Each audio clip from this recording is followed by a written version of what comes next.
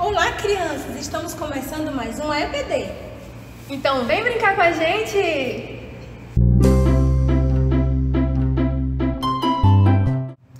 Bom, crianças, nós estamos aqui hoje para ter a nossa última aula, nosso último estudo. E nesse momento eu quero que você nos acompanhe. Pegue a sua Bíblia, sente aí na cadeirinha, sente aí no seu sofazinho, de frente para o seu celular ou para a TV e preste atenção na última história de hoje, porque ela é super interessante. Eu quero que vocês abram primeiro lá no Salmo 91, no verso 9 e 10. Se você tiver dificuldade para abrir a sua Bíblia, então peça ajuda para o papai, para a mamãe, para o coleguinha, para o irmão que estiver aí do seu lado, tudo bem? Acompanhe comigo. Porque fizeste do Senhor o teu refúgio e do Altíssimo tua habitação. Nenhum mal te sucederá, nem praga alguma chegará à tua tenda. Amém, crianças? Bom, eu acho que você já viu no título da nossa aula que a nossa historinha tem a ver com um homem que foi mordido por uma cobra. Mas quem é esse homem, tia Gisele? Eu vou falar para você. Hoje, o homem sobre o qual nós vamos estudar é o apóstolo Paulo. Você já ouviu falar do apóstolo Paulo? Talvez você já tenha escutado quando a mamãe falou dele depois de ler a Bíblia, quando o pastor pregou sobre ele na igreja, quando a tia Sheila, qualquer tia do Ministério Infantil falou sobre ele também. Mas eu quero explicar um pouquinho mais sobre o apóstolo Paulo para você saber quem esse homem é. O apóstolo Paulo foi um apóstolo que foi chamado por Jesus. Antes dele se tornar um cristão de verdade, ele era um perseguidor da igreja. Você sabe o que é perseguir? É você ir atrás de uma pessoa, você querer prendê-la. Mas o que ele fazia? Ele perseguia, ele prendia, ele matava crianças. Pois é. O apóstolo Paulo, ele acreditava que os cristãos eram pessoas maluquinhas da cabeça, que não fazia sentido elas viverem por um homem chamado Jesus Cristo. Jesus Cristo, ele apareceu como uma voz para Paulo e disse: Saulo, que antes era o nome de Paulo, Saulo, Saulo, por que você me persegue? Por que você persegue a minha igreja? E aí o apóstolo Paulo, ele ficou assustado, ele falou: meu Deus, quem é que está falando comigo? Até o momento que o apóstolo Paulo reconheceu que ali era a voz de Jesus Cristo e que Jesus Cristo queria salvar a sua vida, queria fazer com que ele vivesse uma nova história e parasse de perseguir os cristãos, a igreja daquela época. Bom, crianças, aí passou o tempo e o apóstolo Paulo, ele virou um grande pregador, um grande missionário. Ele saiu para várias missões pelo mundo afora, pregando aos gentios, pregando às pessoas que não conheciam a Jesus Cristo. Ele fundou muitas igrejas, ele visitou muitas pessoas, fez muitos amigos e ele foi uma pessoa que ajudou bastante no crescimento da igreja de Jesus Cristo. E lá em Atos, no capítulo 28, de 1 a 6, você vai ver algo surpreendente que aconteceu com Paulo.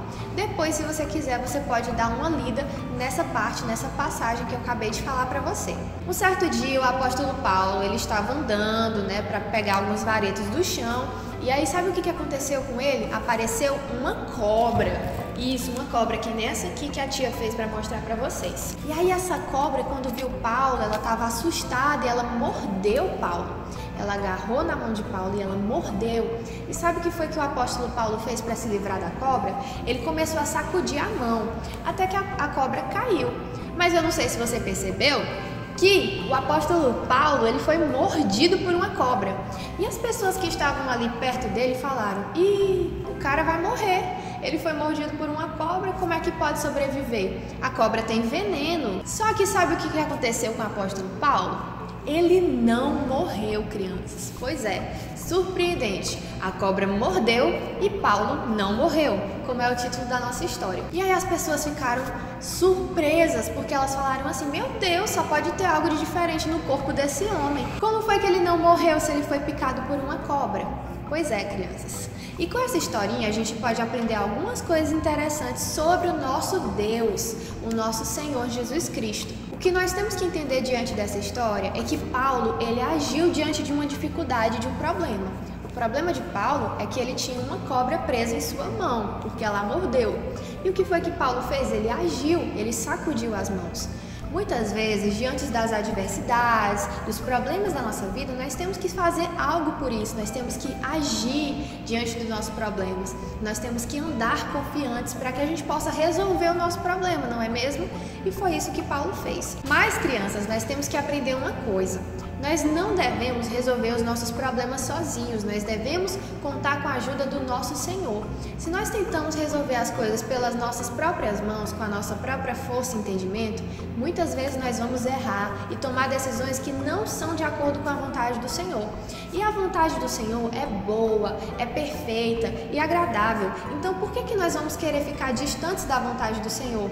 Não, Nanina, não. Você tem que desejar o que for melhor ao coração de Deus. Então, sempre que você tiver com um probleminha na escola, ou dentro de sua casa, com algum coleguinha, com algum parente, ou se você estiver entristecido por alguma coisa que lhe aconteceu, não esqueça, fale com o Senhor. Você já experimentou orar ao Senhor e pedir: Senhor, me ajuda, eu estou tão triste hoje? Você pode fazer isso e tenha certeza que o Senhor vai te ajudar. Para explicar para vocês sobre o que eu estou querendo dizer, eu vou fazer aqui um experimento bem simples. Se você quiser fazer em sua casa, é só você fazer o seguinte: pegue 2 folhas de papel, certo? E uma tesoura. É só disso que você vai precisar. Experimente, por exemplo, você separar essa folha em 2 pedaços com as suas mãos. Se você for separar com as suas mãos, a folha vai ficar toda errada. Você tá vendo que o corte dela não tá tão bonito? Pois é, uma parte ficou maior, outra parte ficou menor. Muitas vezes, quando nós tentamos resolver os nossos problemas sozinhos, as coisas ficam feias desse jeito aqui. Então, é por isso que nós podemos contar com a ajuda de Deus. E para explicar como é importante nós contarmos com a ajuda do nosso Senhor, eu venho aqui explicar para vocês como seria diferente dividir essa folha ao meio com a ajuda de uma tesoura. Nessa brincadeira aqui, nós percebemos que a tesoura representa o nosso Senhor Deus. Quando nós contamos com Ele para resolver os nossos problemas, as coisas ficam melhores.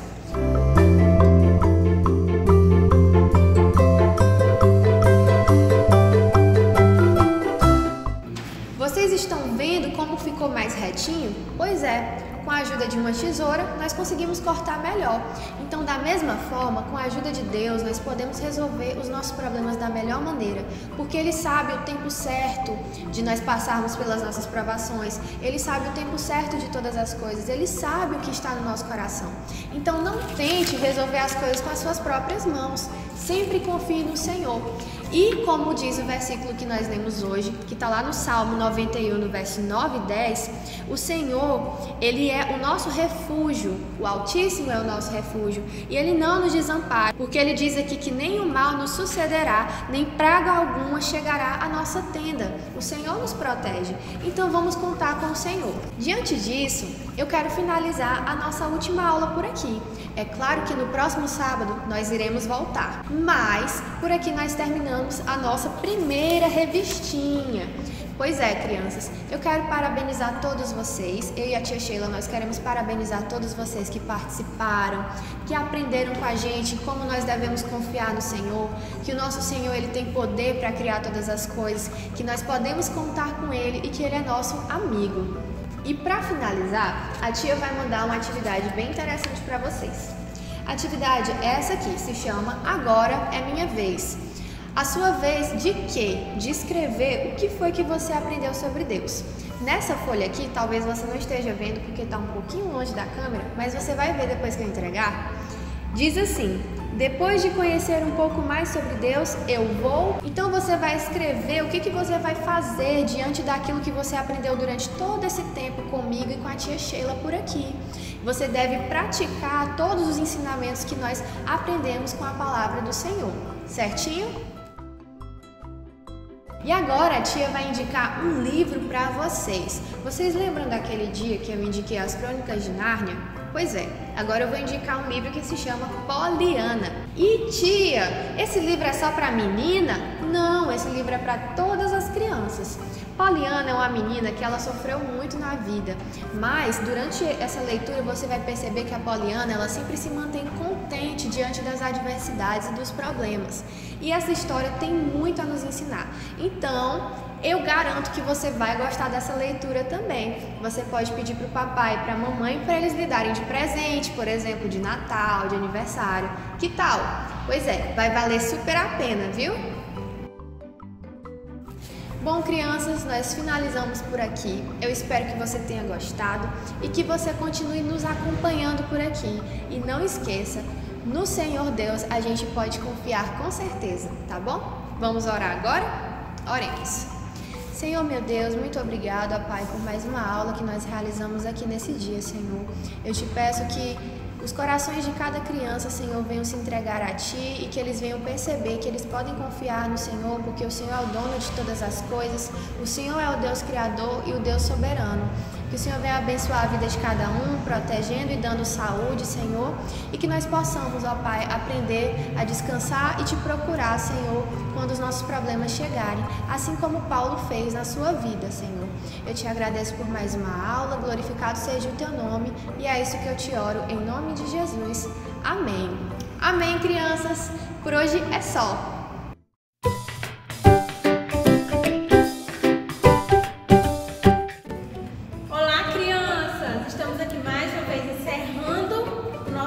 Trimestre, né? E para nós encerrarmos a nossa aula, nós vamos agora fazer uma dinâmica que coloca a nossa aula sobre confiança de uma forma prática para que vocês entendam o que é confiar no nosso Deus. Provérbios 3:5 diz o seguinte: confia no Senhor teu Deus e não se apoie no seu próprio entendimento. Então hoje nós vamos aprender a como confiar uns nos outros, né? Representando que nós devemos confiar primeiramente no nosso Deus, tá bom? E nós vamos fazer essa competição, que vai ser uma competição meninos contra as meninas. Vai ser eu e a tia Gisele contra o tio Bertoldo e o tio Henrique. Quem será que vai ganhar? Eu quero que você faça a sua torcida e espere para saber quem é que vai ganhar essa competição, tá bom? Agora a tia vai explicar para vocês como é a nossa brincadeira. Como o nosso tema é sobre confiar em Deus, temos aqui uma linha cheia de curvas, na qual a tia vai ter que direcionar, e a minha amiga que vai competir junto comigo, a tia Gisele. Que nós vamos agora, a primeira dupla a participar da brincadeira será as meninas. E eu vou inventar a tia Gisele, e eu vou falando, e ela vai ter que seguir a minha voz. De acordo com o que eu for falando, ela vai andando. Nós vamos colocar o cronômetro, e quem fizer em menos tempo ganha, tá bom? Vamos começar?